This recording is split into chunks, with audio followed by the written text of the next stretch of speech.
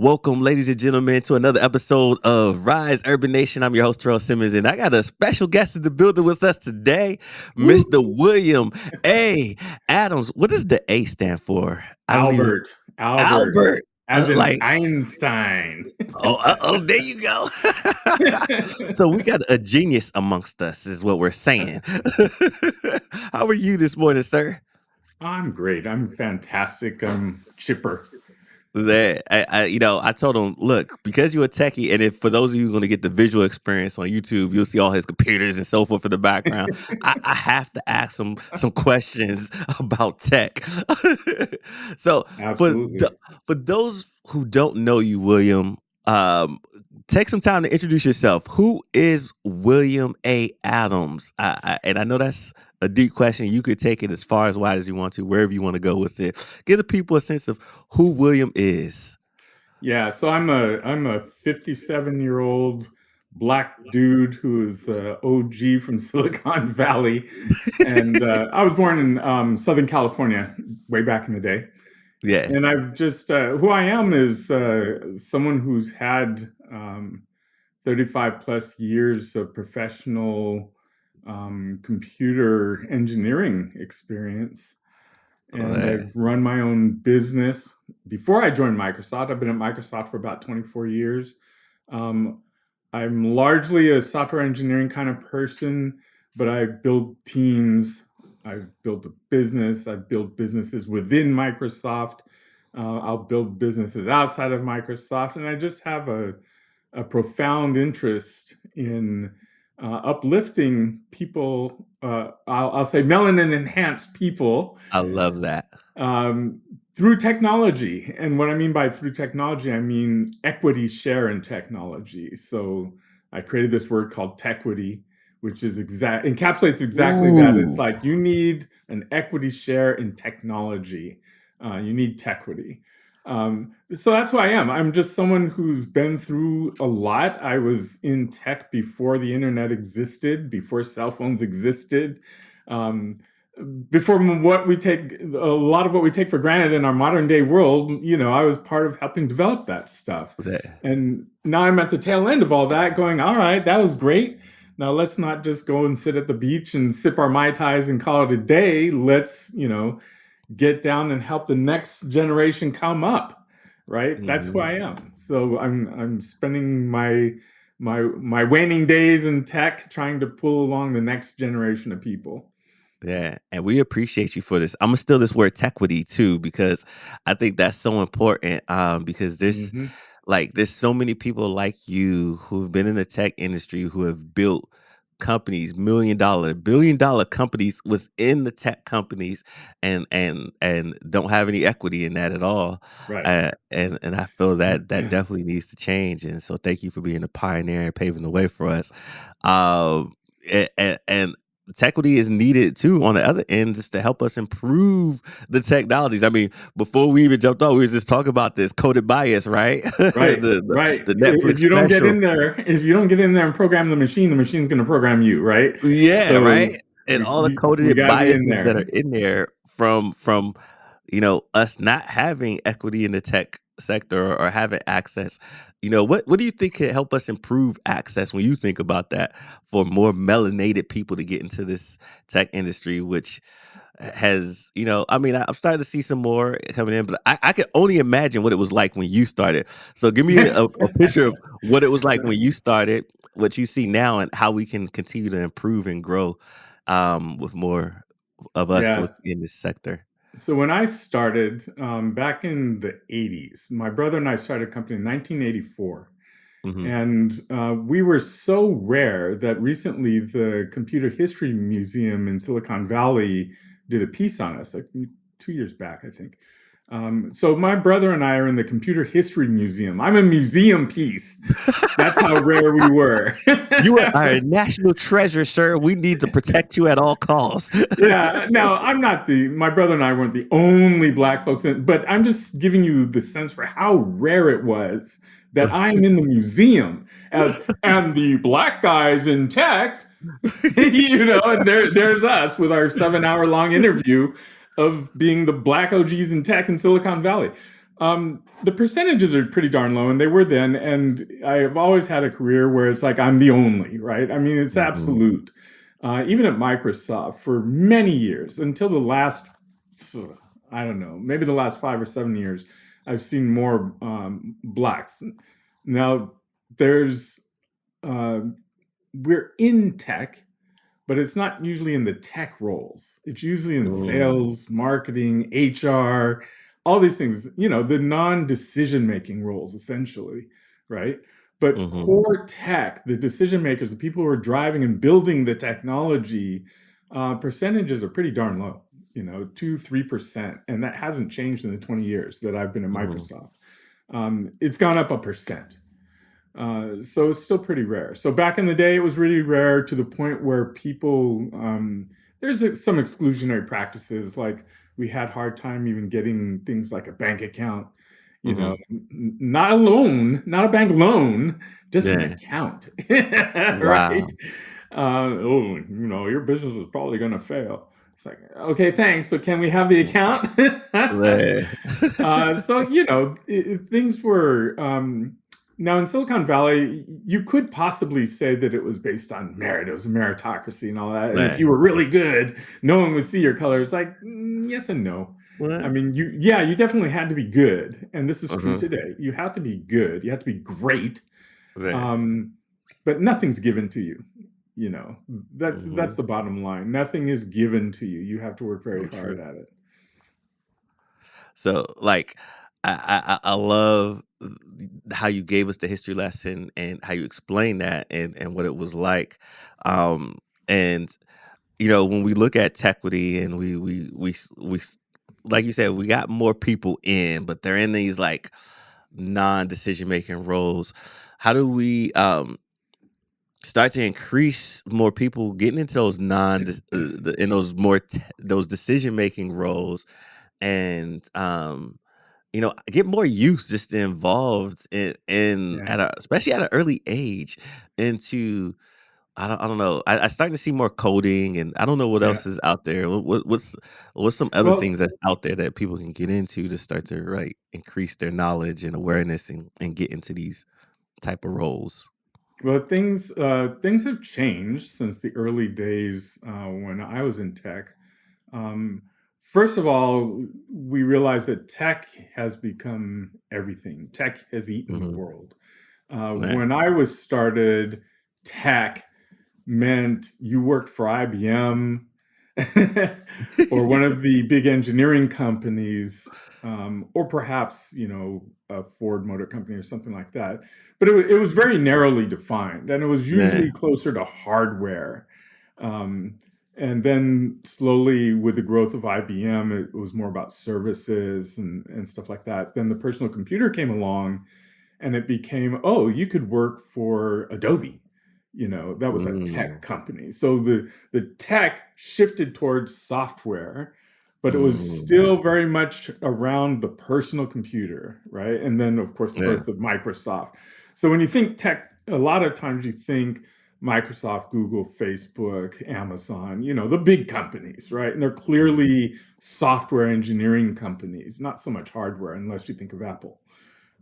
So that's where tech has been. Where tech is going, and why I say tech has eaten the world, is you can look at any company and it's tech. You Mhm. can look at JP Morgan, right? Mhm. Financial sector, it's all tech, Yeah. right? I mean, lightning fast day trades. uh, Anything in the finance industry is about tech. Anything in insurance is about tech. Anything in agriculture is about tech. So the number of places where you can get in has increased, right? You don't have to think of IBM for sure.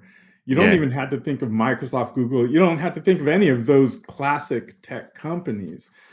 You can just think about what is your passion? And I've said this a lot to people. What is your passion?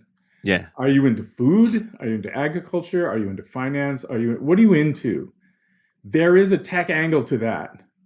So figure out what you're really into and then find the tech angle to Yeah. it and then get into it, right? Like Nice. if you're into agriculture, They use machine learning a lot. They do robotics. All the tractors are automated if you're, working with John Deere or something like that.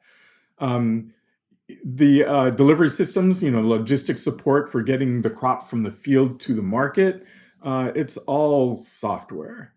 So if you're into agriculture, there's a lot of things to pursue there. So you look at it and go, all right, am I into the UI development, the user interface, or am I into the database backend, or am I into, the machine learning stuff? Find out what's really interesting to you, and then just dive into that, right? Yeah. I didn't have that when I was growing up. It was like either you are going to be working on some hardware stuff pretty low level, or you're not going to get in. But today it's everything. Yeah, Right. it is everything. So really it's about finding your passion and then find the tech angle to it. Right. Right. That's what I would say. Right. Now, tell me a little bit of, because I mean, like, since tech is in everything, so much so that they're even breaking down uh fit to like every like sector has their own acronym to it. Like, it's like, for like, you were just talking about the finance sector, they like, oh, this is fintech, right? Everything's like agritech, fintech, insurtech.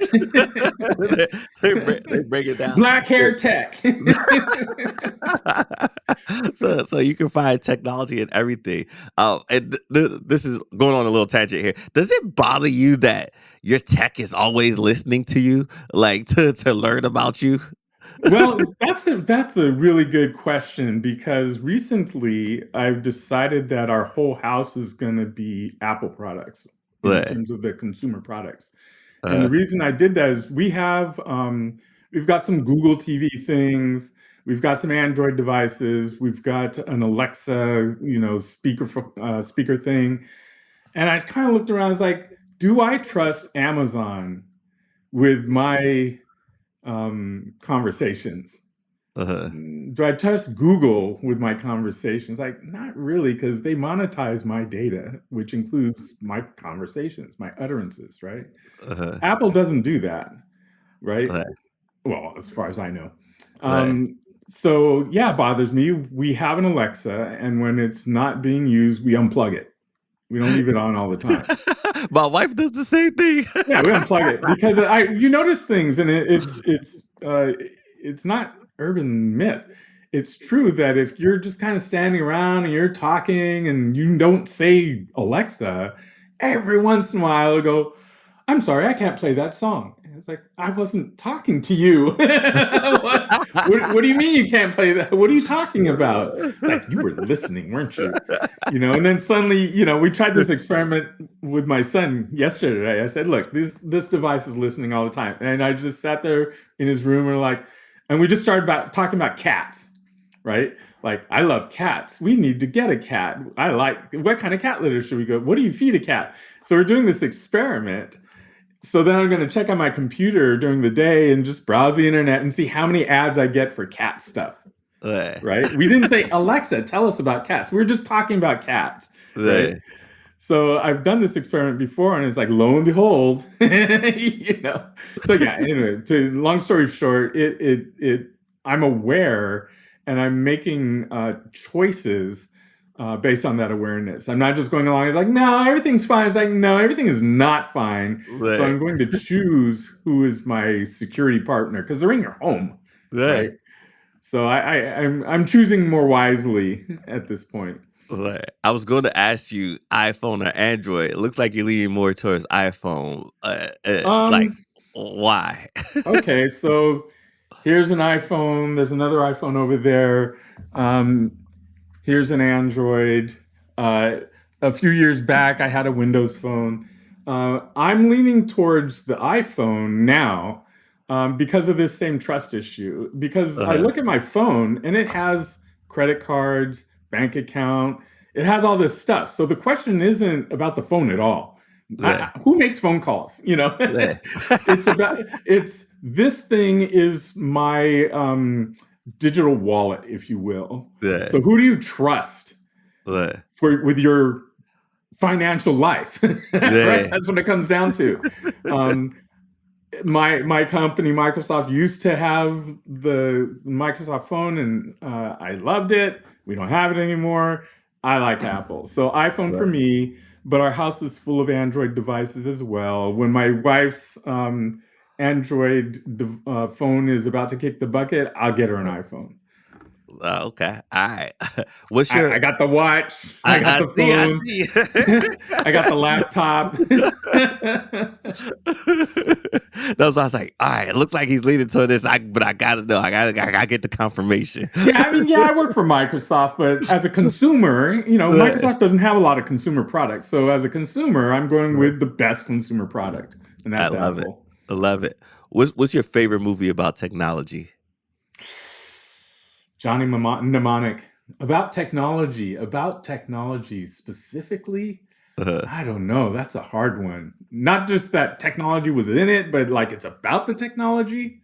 uh, Johnny Mnemonic, which is an old Keanu Reeves movie. And it's about I think him I getting a remember bunch that. of data in his head. Uh, And it predates us having terabytes of storage. So it's a really interesting thing. I don't know. That's the one that came to the top of my head. no worries, no worries. I know that was a random question. I'm curious because I see you had all the phones in there. How often do you get a new phone? Let's see. Right now in my office, within eyesight, there's one, two, three. I think there's another one. I think there's four.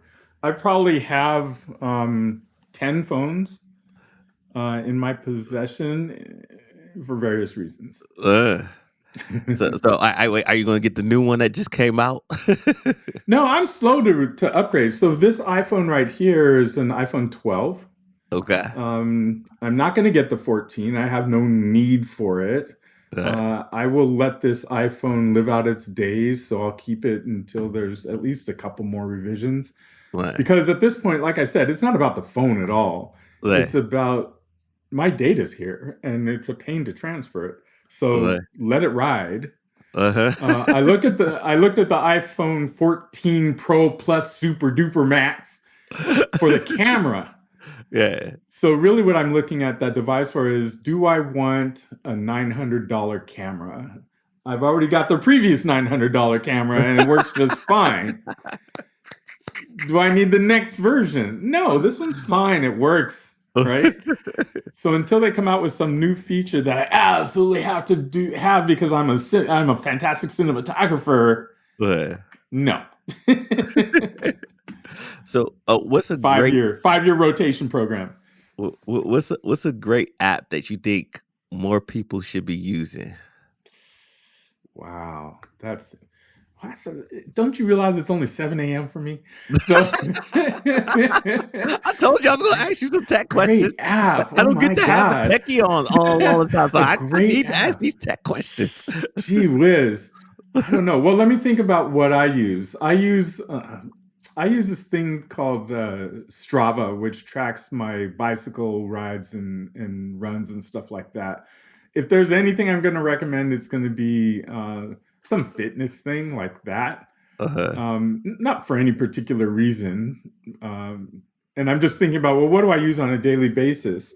I use that. I do text messages. I don't use WhatsApp. My wife does religiously, right? Because she Uh, communicates with people who are in India. We oh, used to wow. do Skype, but then that kind of fell by the wayside, and everyone uses WhatsApp.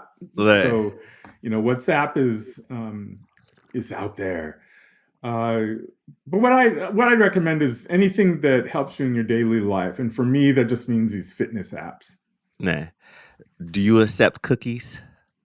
Do I try not to. I reduce it as much as possible. So, when you go onto a website and it pops up the cookie thing and says, hey, just Right. click here. I'm like, no, we're going to go and set the permissions to be the minimal required, because cookies, I mean, that stuff follows you around. You're just saying, please track me. It's like, I don't want you to track me. So I try to reduce it as much as possible. And I'll tell you why. So, not too long ago, maybe 7 years back, I created this program that no, it's more than 7 years. I fondly called NSA in a box. And this was software that would track all of your network traffic. Like I knew Mhm. every website you went to, what you downloaded, how much you downloaded, and you had no clue Wow. that this was happening. And I know what's possible at the very lowest level of the networking to do. Your devices are not secure. So I know all of this, right? So it's like, Mhm. I know the game. I know where all the little things are. So it's like cookies, not so much. So I'll use a browser. I'll use anonymous mode. I'll Uh-huh. use VPNs. I'll use, Uh, all that stuff when I care about it. uh-huh.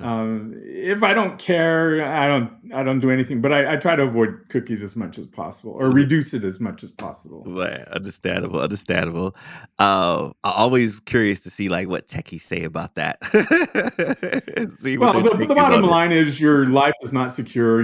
If you're on the internet, everyone knows what you're doing. That's the bottom line. But you can Right. reduce it. You can reduce the surface area Right. as much as Reduce you the can. footprint as much as you can. Yeah. So how do you think, global warming is like a big topic right now, sustainability and so forth. How do you think technological advances can help Mm. us solve global warming? Yeah, that's a good question. So, well, they're all good questions, but it comes down to things like as mundane as when I'm writing code. There's two ways I can write an algorithm. Let's say I'm going to sort a list of names, okay, and there's a billion names or something like that. I can use one algorithm that might use 500 watts of power, okay. Mm, I can use another algorithm that might use 50 watts of power, a mm, reduction of 100% or an order of magnitude less. mhm. So, as a programmer, I can decide which algorithm to use if I'm aware and I have a desire to reduce energy consumption, right? Mm, yeah. This is true in data centers, and data centers use a huge amount of power. I remember a couple of Mm, years back, we were looking at the amount of power that Azure uses. Azure is Microsoft's cloud offering. yeah. And it's like we use a Rhode Island amount of power. Rhode Island, a state, we Wow. use that much power, and that was like years ago. So, Uh-huh. and that's just us. Yeah. So data centers and the cloud use huge, massive amounts of power. Yeah. So the first order is to use algorithms that are smarter, that use less power, instead of just this is the fastest algorithm. It's like, yeah, how much power does it use, and let's Yeah. make decisions on what code to use based on that. The other way the technology, so that's first level. Yeah. I like We that. technologists ourselves can reduce our power consumption. The second level is to use that power wisely to help us come up with solutions. So we want to reduce the amount of energy used in a coal-fired plant or any energy-producing thing. Well, great. Let's use some machine learning models to say, "Hey, machine, why don't you show us what's the best design for our turbines, such that they'll reduce the amount of energy they require, and even to make the turbines in the first place? Let's use the machine to tell us how do we optimize for reducing energy consumption, Mm, not how do I design to maximize profit, because these may be counter, right? They're not always aligned. mm, It's like, well, you increase profit by creating your wind turbines like this, mm. but those are going to be less efficient than if you did it like this, which will save the planet. So you have to make a decision. Yeah. Is it about profit or is it about saving the planet? And the machine can help you because it'll go either way, Yeah. right? Most of the stuff we do is optimized for profit. So Uh-huh. we had to turn the knob and say, we're willing to give up a little profit to save the Yeah. planet. So give me the designs that are going to save the planet and help people, rather than the design that's going to maximize profit but destroy the planet. Yeah. Right? And I think if you look at it from that way, from a global standpoint of view, it'll be more cost efficient because then we don't have to use tax money and other resources to try to mitigate everything that we did to the Right, planet. exactly. So ideally, and this gets kind of dangerous, but ideally you'd have one computer to rule them all, and it would optimize for the comfort and longevity of humankind, Right. right? We don't have that. We probably will never have that because locally we'll always say, well, optimize humankind for my tribe. So we end up creating weapons and things like that because, like, well, let me tell you, the best way to make, comfort for you is to eliminate them. Right? So we're all doing it. But Oh my that's the only goodness. way you could get to a humanity level of like optimal solution is to have a human-wide computer that solved for our comfort. Right. Yeah, I can definitely see that. And so thank you for sharing those insights. So I want to jump into thank you for going through the techie segment with me because I just had to learn about your tech insights. It's rare I get a techie on, and so I was like, oh, this is a perfect opportunity. I need to ask these questions. I want to know.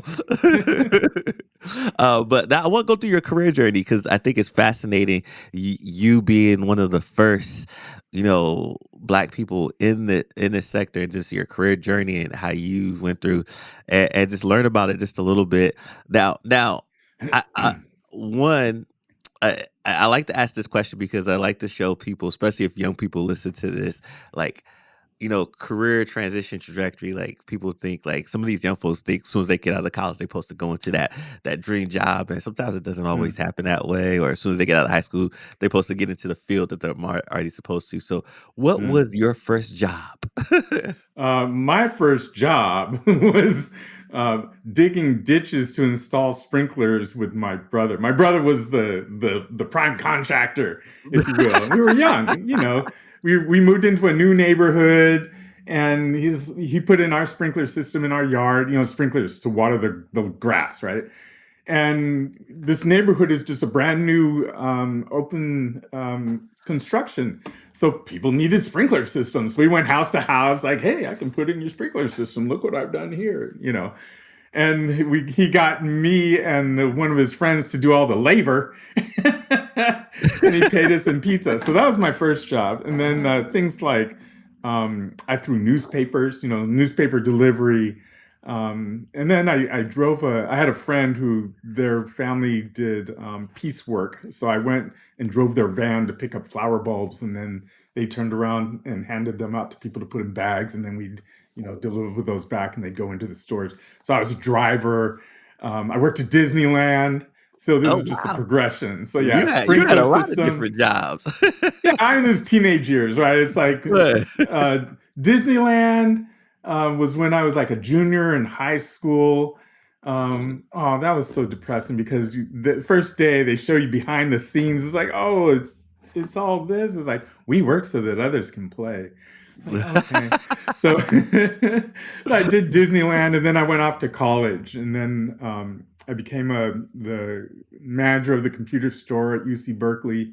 Yeah. I saw the birth of the Macintosh, so delivering thousands of Macintoshes to students. That was probably my first real serious job towards tech. Yeah. Um, and around the same time, my brother and I started our company, Atomation. And then I kind of slid into that. Atomation Mhm. was about software development, custom software development. We did some stuff. It was early PC days, right? Yeah. We did some stuff for some local clients, and then along came Next Computers, which was Steve Jobs leaving Apple to create this new thing. Yeah. So we did sales calls with Steve Jobs to Wow. some of his top customers for a few years.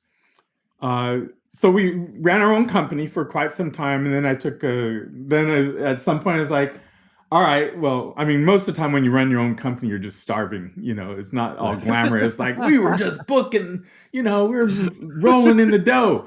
It's like, nah, we were mostly starving. But that went Uh-huh. on for about 12 years, me in it. And then I had to depart. It's like, all right, well, I've got a kid on the way. These are my earning years. I'm 30-ish. I need to go get the big bucks. Yeah. So I eventually left that, and within 2 years, I did one job with another company, and then then in 1998, I joined Microsoft Yeah. to create this thing called XML, which is for people who know, they know, and everyone else doesn't know. And I just did various things, including in 2006, I moved to India for Microsoft to help our engineers become better engineers and get all the new hires in and trained up. Then I came back in 2010 and did some of the first services on Azure, Uh-huh. and on and on. And here I am. Man, that was a beautiful like segue of transitions. That was the you in the early years. Did you what really made you fall in love with tech and go in the tech route? Was it the time at the bookstore, or was there something before that came? Oh, it was before that. So I got my first personal computer when I think I was 12. Um, because my 1976 Yeah.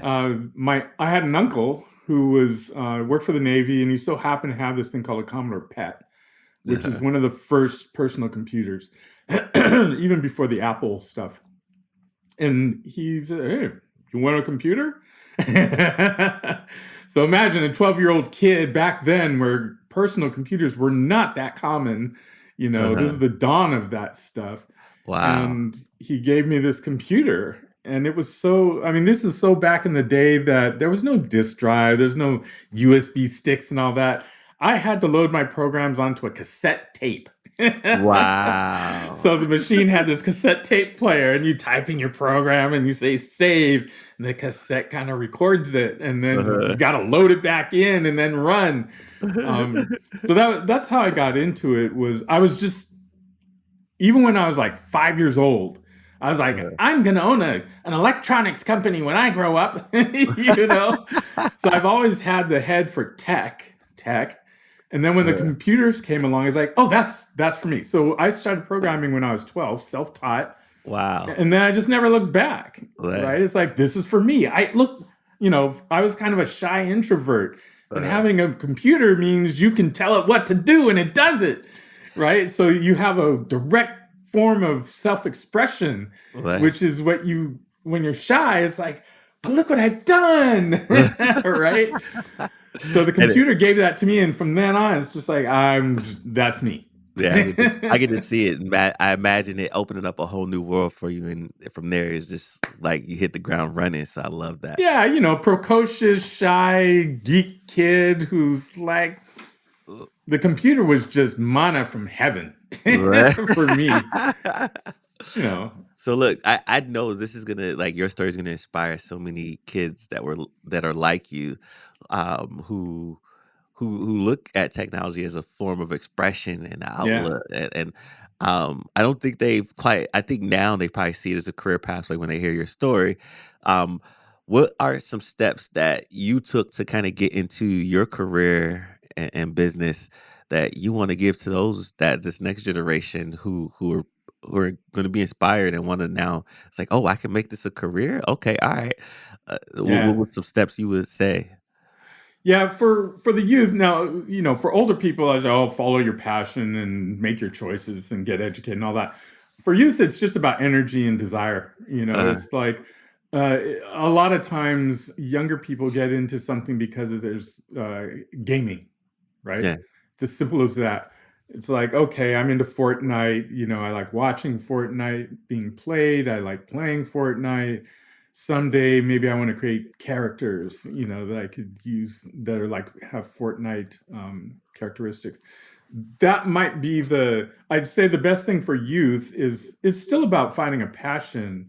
The very Mm, first programs I ever wrote were graphics oriented. I just wanted to make a block move around on the screen as I moved this joystick thing, yeah. right? And that was woohoo.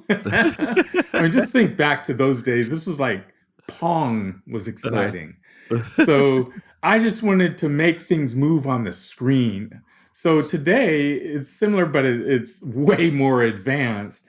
It's like it's probably through gaming. It's hard to, as a youth, say, I'm going to create a program that's going to calculate the best distribution that trucks can do on a delivery route. It's like, okay, there's no way you're going to get into that. Um, But you'll probably do a game if there's an incentive for it, or it's fun for your friends, and their toolkits exist that make it really easy to throw something together. Even that just works in the web browser. You don't even have to pick up a language like C or C sharp or Go or anything like that. It's like, Mhm. take your web browser, some JavaScript, and this game toolkit, and you can throw a little something together, right? So the advice I'd have for them is like, just take the things. Oh, it's the passion play again. Take something that you're interested in, Mhm. and just see if there's a little dabbling you can do in that thing, Yeah. right? Now, the things that are coming are machine language, or yeah, machine learning, artificial intelligence. There's this new stuff called diffusion images. That's You can type in some words and it'll manufacture a simulated image. Oh, You know, wow. a a a cow going into space on a bicycle, and it'll create an image that's that, right? Right. Um, there's that kind of stuff happening, and these are the kind of tools that are now available. So it's Mhm. like, get into that, just play with it, because that's where it's going. Yeah. Don't go back to where we were, where we're trying to program by holding a couple wires together and zzz, did the numbers come up? Zzz, flipping switches, key punching on cards that you feed to. Don't go backwards, look Right. forward and see all the exciting things that are coming, and just kind of get into it. You don't even have to program. You can just look at this stuff on the internet, and it's like, if you make that your normal, then as you progress, you're going to go, oh yeah, I remember there's this thing where I can just type in words and it'll display an image. Let me use Mhm. that and get creative, and whatever. Yeah. That's how I'd say. It's like, just get into it, just explore is the best way to do it. Speaking of things that are coming up in the future, I think another one that's really relevant now, for especially for young people, is blockchain and Oh cryptocurrency. yeah, yeah. What are your thoughts on that? Buy you some algo. That's my thoughts on that. So the trick with the whole blockchain thing is trying to sift through all the FUD and Yeah. all the hype, right? Like, if you were in the last 2 years, if, you heard the word NFT, Yeah. you probably bought something and lost your shirt because it's just speculation. It's like trying to create value out of the greater fool theory. It's like, as long as there's someone who comes behind me who's willing to pay more, I'm gonna make money. It's like, all right, that's 98% of the crypto world is that, right? It's just Yeah. value based on the next sucker behind you, pyramid schemes. Yeah. But and why I said algo, you have to look at the networks and what they're trying to do, right? Uh-huh. Initially, it was Bitcoin. Uh-huh. And they're like, oh, we're going to have transactions that are independent of the big banks and all that. It's like, yeah, how's that going to work out? That's not going to Yeah. happen. So that's I just looked this morning. Bitcoin is 1,900 per coin. Yeah. Meh. It's going to replace gold. Probably not. You Uh-huh. think the U.S. is going to let that happen? Well, unless they Good luck with that. they get involved in it somehow, I don't know. So the US is going to create the federal digital dollar. Uh, That's what's happening with this whole digital thing. Now, you would think it's like, oh, that's great. It's like, think about it. They will have even more control over how you spend your money, uh, because they'll be able to track exactly how you spend your money, and they'll be able to block exactly yeah. how you spend your money, and they'll be able to take the taxes out without you even getting involved. So it's actually more control than if we didn't have it. Uh, But there's other things that come out of the blockchain technologies. NFTs, non-fungible tokens. An NFT is just something that says, uh, here's a thing, here's an ID, and this is the only one of these, right? It's like a fingerprint, yeah. right? That's all an NFT is. Well, let's apply that to the housing market. When you buy a house, and your listeners may not be in this position, but you buy a car, you buy anything. There's a process where it's like, well, before I give you the money, you've got to make sure that the water works, the heater works, there's no termites. Yeah. So you go into escrow and you trust people. And when everything has been satisfied, the home title is now handed over to you. So let's imagine a home title is an NFT, right? There's only one, and either you have it, or I have it, or someone else has it, but there's only one, right? So just imagine your home title is an NFT, or the title to your car is an NFT. Once you sell it, you have to transfer it to me. You have to give me the NFT. Yeah. Okay. Now there's some transaction fees in there, and that's what the network is about, right? And I mentioned the Algorand network because it's like less than a penny per transaction, right? That's going to win. Yeah. The Ethereum network, the blockchain networks, they're dollars per transaction. That's not going to last. When you have something like Ethereum or Algorand, which is like less than a penny per transaction, and it doesn't have a bunch of problems that those networks have, that's going to last. You also have things like quantum computers. This is the future of computers that are going to be super powerful. To the extent that they'll be able to crack the stuff that's used by the Ethernet network and the Bitcoin network. They'll be able to crack your wallet open and just steal your shit. So the Algorand network has the technology is built such that quantum computing isn't going to help. You're not going to be able to crack my wallet. So you look at the future like that, it's like, okay, the networks themselves can be used for all sorts of different kinds of transactions. And once you get off the, I'm going to become a Bitcoin millionaire, once you get past all that and you look at, well, what is this really? It's like, well, it's NFTs, it's transactions, it's all these other sorts of things. That is the future. Yeah. Right. Make no mistake. That's the future. Get off Dogecoin, get off Shiba Inu, all that other stuff. It's like all that garbage is going away. 90% of it has just lost its value in the last year. It's gone because it's all just speculation. But at the bottom, there's this core stuff, blockchain, NFTs. It's like, that's the sauce. Now let's go forward with that. Right. So yeah, that's the future. Love that. Love that. That's a long explanation, I know. No, but it was a big subject. It was a big subject, and it's thorough. And I think a lot of us were wrestling with that because, as you've seen, the highs and lows of Bitcoin, Ethereum, all of the usage cases around Ethereum. We're like, all right, so what is it going to do then? All this back end software to it. What's going to happen with that? With how they're building up the different networks and the usage around it. Like people kept talking like, well, I think Ethereum may be here to stay because of all the usage cases of how it's being used on the back end. It's going to be knocked down because things like Algorand will come along. I mean, Ethereum made this transition recently. This is very techy, but made this transition recently from proof of work to proof of stake, right? Less energy usage, and now you can just put down some dollars, and this is how the network works. Algorand was already there. And you see recently with Ethereum, they had this forking and merging and all this other sort of stuff every time they make any change to the network. Algorand doesn't require that. There's no forking, there's no merging. It's just a much better network, and it's cheaper. So head to head, Algorand is going to beat it out. And then things like Solana, and what about Cardano? And it's like hype machines driven by billionaires. Yeah. At the end of the day, Algorand is going to eat their lunch because it's just a better network. That's all there is to it.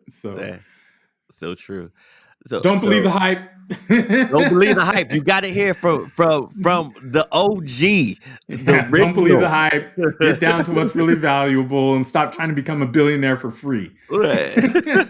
There's only one or two that's been able to do it, and it was all accidental and coincidental. Yep. That's done. If you're reading about how they did it, it's not going to happen for you. It's almost like the .com bubble all over again, but just in blockchain. It's burst. It's done. You walked into the casino. Now they turned the lights off. It's time to go. So what's one good lesson life has taught you? This is a later, since you said life has taught me, I'll say it's something I learned when I was 40, which is you should have a good reason for living. Okay. All right. You should understand why you're here, or make up something, right? There may be no universal truth out there. It may just be whatever you make up in your mind, but you should have a good compass, Yeah. because it makes things easier in life. It makes decisions easier, right? Now those are perhaps words wasted on youth, because when I was young, if you told me you should know what you're doing and follow your thing, and it's like, I don't have time for that. I just want to play. So I think, but what has life has taught me, so when you get to that stage, Right. when you're 40, when you're ancient, it's that having a good, clear direction Uh-huh. keeps you out of a whole lot of trouble, and still leaves you plenty of room to have excitement in a Yeah. particular path, right? When you're young, you're exploring lots of paths. And hopefully you get to some point where it's like, this is where I'm going to find the most value and the most pleasure and the most enjoyment over time, right? So that's what life has taught me, is that it's an Right. evolutionary process. You can't rush it. And if I tell that to a 20-year-old, they're going to go like, yeah, right, that sounds really boring. It's like, that's what I've learned. Yeah. No, that's a very valuable piece of lesson, because I I learned that later too. Like, working for certain corporations, that um the times when I wasn't happy in certain points of my career is because the company I was working with wasn't in alignment with my values Yeah, and core exactly. compassing, and I was all out of whack, and I was not who I the best version of myself in those instances, right? Yeah, so it's like the basic advice there is discover who you are, know what That your values are, right? So that when things are happening to you and you're like, this doesn't seem right, know that why. Why doesn't it seem right? Because they're talking about A, B, and C, and I don't like that. right, right. Okay, then get out. Right. And the only way you can climb up this ladder is if you do ABC. And And if if you're you not don't want about to do that, ABC and you about DEF, then you need to go to a company that's about DEF. exactly, exactly. So you need to know who you are, what you care about, what your values are, so that you can have less pain and suffering, Right. right? Now I do have a mix of like some more seasoned professionals, like that are, some of them sometimes are in this career transition phase of life. Mm, That the mid-20s, early 30s, where they like, you know what, I've done this for a little bit. This is not for me. I had some passions and aspirations when I started. I shifted because mm, the money was good here, but now I want to go back to that thing, right? yeah, yeah. Uh, what's some advice you would give some people like that who hear your interview is like, what, I think I want to go back into, I did have a passion in the tech industry. Now I want to Yeah. shift my focus back to that. What's some advice you would give them? Yeah, I think there's a lot of tactical and practical things you have to consider. Like, and this is just cliche, it's better to try something new when you've got a rock to stand on. Hmm. So, jumping off the cliff, throwing your job away, and just going, I'm just going to jump into the wind and try something new. You're probably better off if you do that, explore it while you still have a job, Yeah. right? This is just practical. It's like it's hard to explore when you're hungry and your Mhm. kids are like, Daddy, when are we gonna So eat? true. So true. Right? It's like you need to take care of your business and realize that the world is a competitive place, and you jumping off the cliff, there's not necessarily someone standing out there, I got you. It's like, no, no, no. There's a million people trying to do what you're trying to do. So be methodical about your exploration. Now, Yeah. when you're younger, this is easier because you have more energy, Mhm. right? I'll tell you, I'm 57, and me trying to do two jobs or three jobs at once, I just don't have it in me, you know. Yeah. I just don't.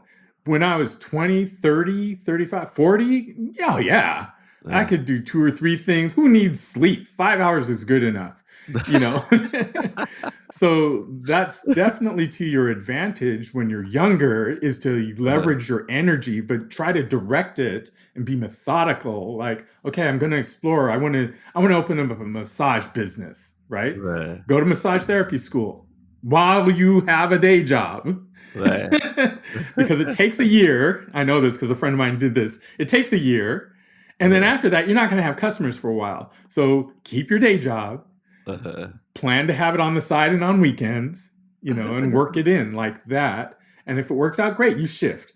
And if Yeah. it doesn't work out, then it's like you still have the day job. Now, my brother would say, just jump off the cliff already. It's like, yeah, but not everyone wants to be in the wilderness for 10 years while they're trying to build up that next thing because they got the family. You're 20, 30 something, you probably have a family of some sort. So you need to be cognizant of that and like not throw your whole family into, hey, everybody, I'm going to be a massage therapist. You're going to have to starve for a while.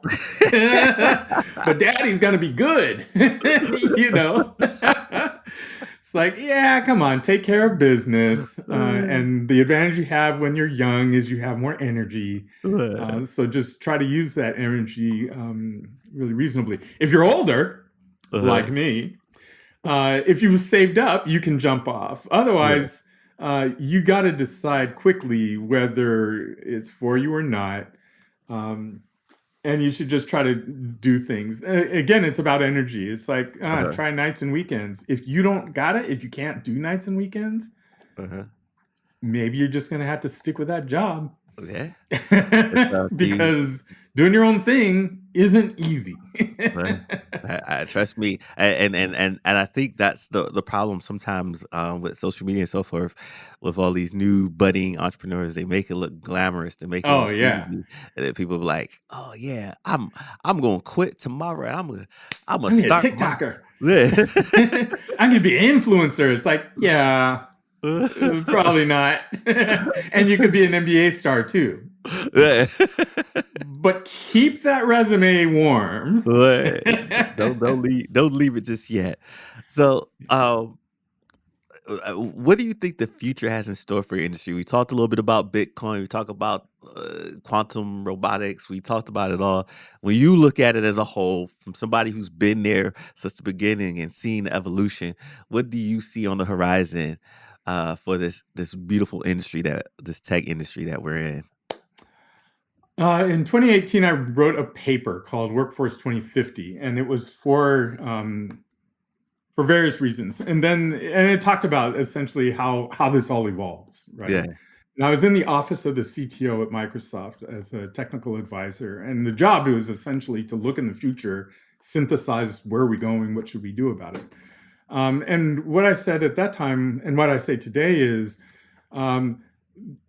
work is going to transform, and it's going to happen way faster than we think.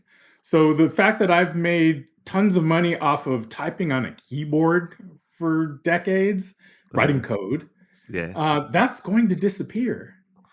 And I say that, and people are like, are you kidding me? We'll be coding forever. It's like, if computers can play chess, they can code. So let's get past that. You're not that special. So what is it that we bring to the table in a world where the computer can write the code, right? Well, other skills are more needed. Okay, if we don't want to end up with Skynet, we better make sure that the computer writes the code in service to man, right? And I'm not talking slavery for the computers, but if we don't imbue them with a desire to serve us, we'll be snuffed out. Right? Because there's always someone out there who's like, get rid of them to make my life better. Right? It's always going to be someone like that. So we have to be very careful to make sure the code. So anyway, where is this going? All the simple stuff will happen. You'll be able to soon just kind of talk what you want, including hard things like, I need a report that shows the interrelatedness between poverty and long-term health outcomes. Here you go. The report that would normally take a team of 5 people in 6 months and blah, blah, blah, 2 seconds. Right? No coders involved. So that's going to happen. And anything you can imagine in terms of telling a computer to do something is just going to happen. And I mean intricate things like, I want a game like Fortnite, but I want everyone to be a midget. Bam. Here you go. And it'll happen because the computer can learn to play Fortnite. Well, if it can learn to play Fortnite, it can learn to transform and create a new game based on the Fortnite theme, right? Right.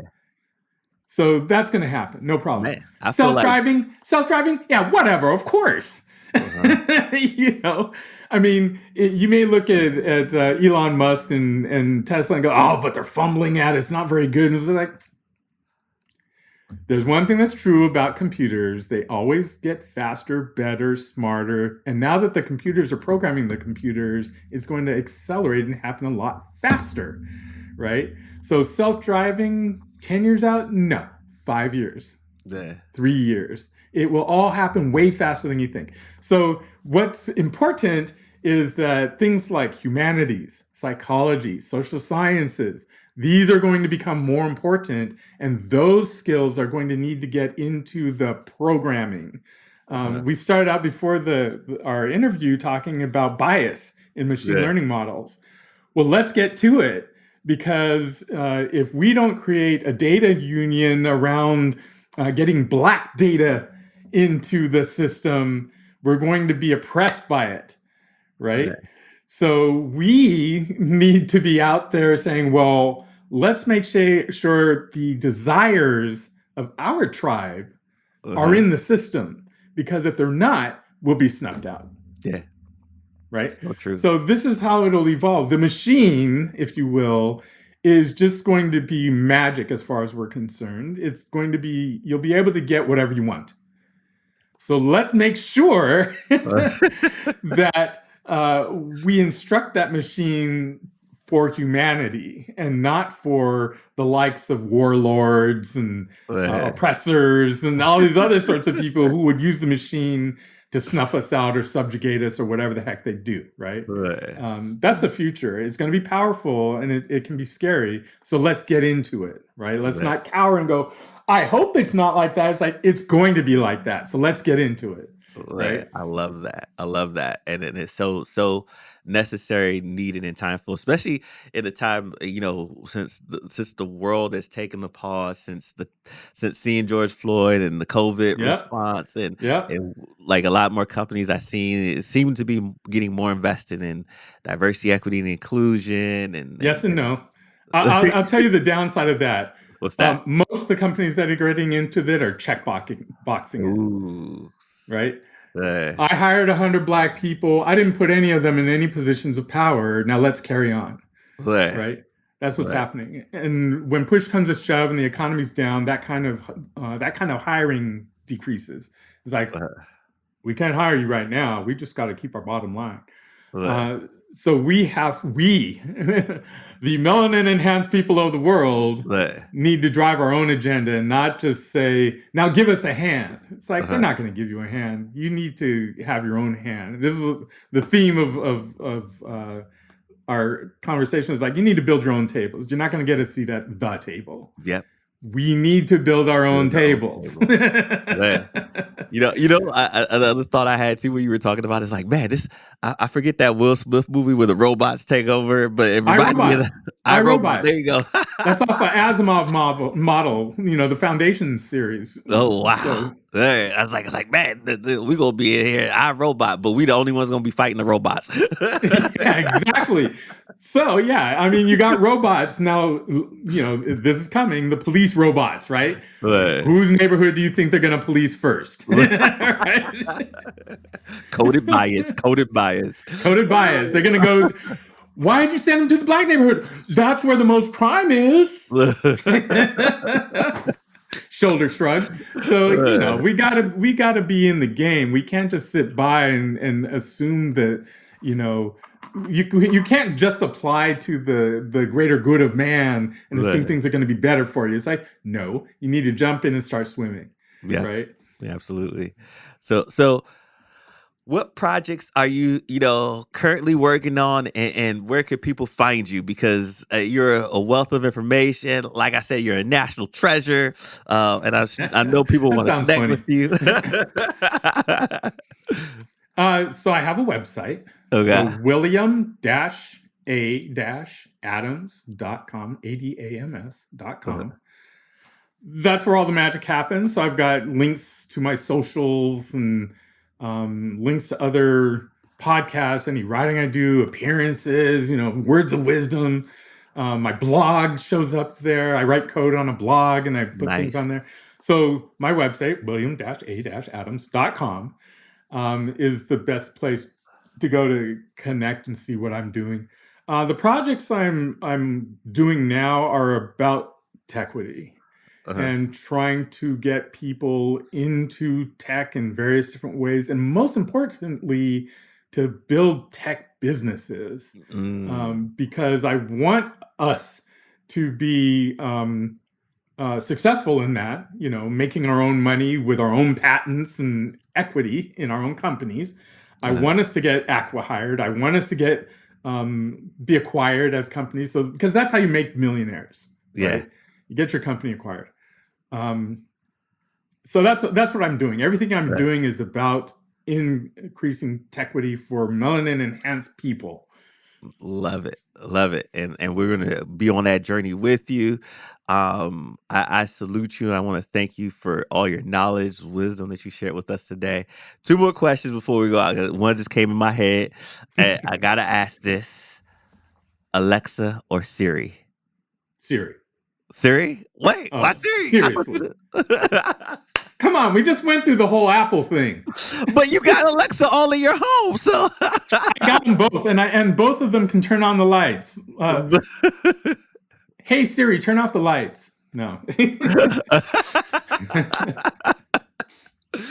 Siri. I'll go Siri. Okay.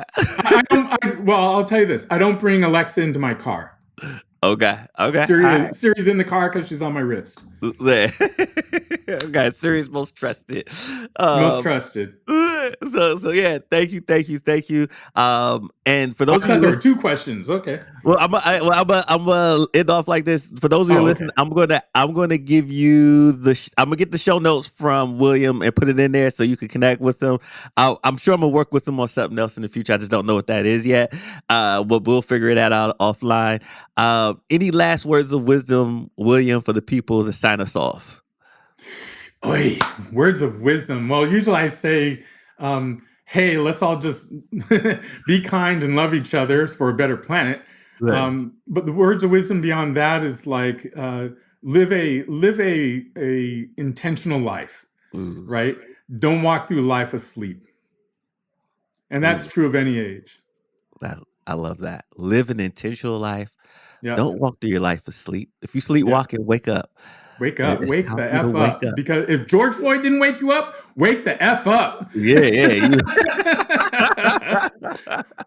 Yes, please. This game is not rigged for you. Right. So join in the game of life. Get you some Tequity. Wherever your passion lies, get you some Tequity. Yeah, intergenerational wealth development through Tequity. Love it. Thank you again, William. That is it for our edition of Rise Urban Nation today, and we'll catch you on the next time. Whoop.